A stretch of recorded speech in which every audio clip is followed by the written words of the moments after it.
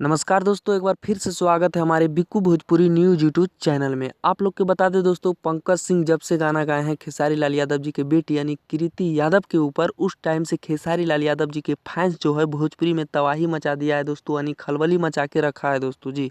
और आप लोग के बता दें दोस्तों कि बड़े बड़े नेता भी पोस्ट कर रहे हैं कि बिहार बंद होना चाहिए और खेसारी लाल यादव जी को न्याय मिलना चाहिए जी।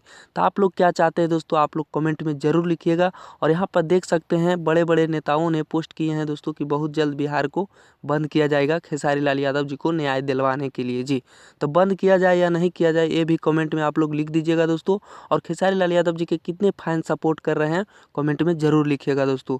बाकी आप लोग के यह वीडियो अच्छा लगा है तो वीडियो को ज़्यादा से ज़्यादा शेयर कीजिए दोस्तों, तभी बिहार बंद होगा।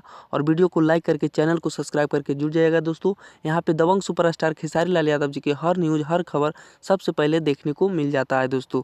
बाकी वीडियो अच्छा लगा है तो लाइक कमेंट कर दीजिएगा दोस्तों। धन्यवाद दोस्तों, फिर मिलेंगे अगले कोई बवाल खबर के साथ।